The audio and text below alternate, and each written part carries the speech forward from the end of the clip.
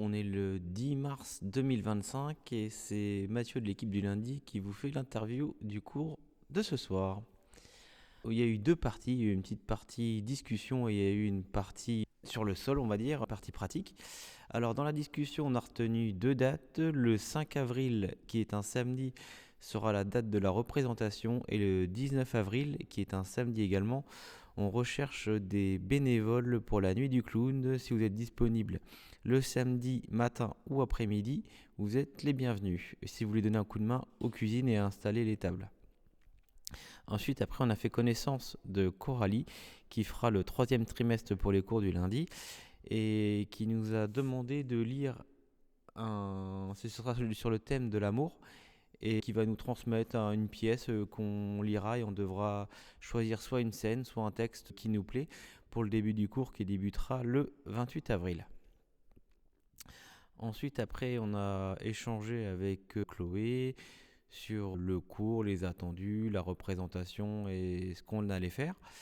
Et du coup, elle nous a proposé de rencontrer les personnes du cours du jeudi, les Argelons, nous, et de faire une pièce commune le samedi de notre représentation, avec notamment différents jeux où on a introduit toutes les personnes qui souhaitent participer au spectacle. Et après, on a fait la deuxième partie sur la salle, sur le parquet, et notamment on a commencé par un échauffement, par se dépoussiérer, se chauffer un peu les muscles et tout ça. Et après, on a enchaîné avec un jeu.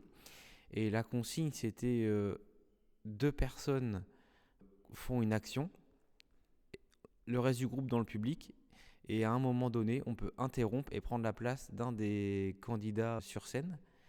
Et du coup, on a fait cette répétition, je pense, pendant au moins une bonne demi-heure où le groupe a bien ri parce on a assisté à Alexandre qui a couché Alex d'un petit garçon en moins de 2 minutes.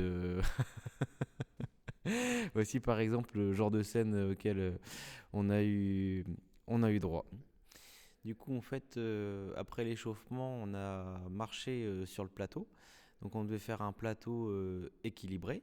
Et quand il était équilibré, on devait marcher à différentes allures en suivant des directions. On devait marcher pour faire plaisir au public et on devait marcher quand le public nous regarde.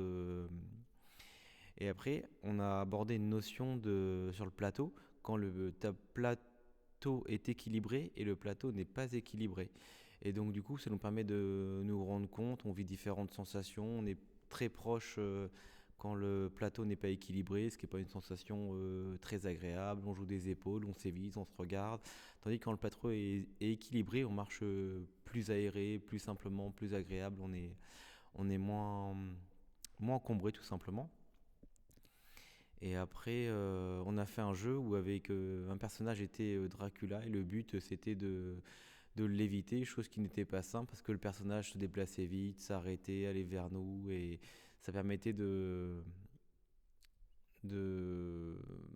comment dire de se placer dans le temps, de faire attention, de travailler le regard, le déplacement et surtout de ne pas se faire toucher ou d'être au contact du personnage pour ne pas se faire avoir.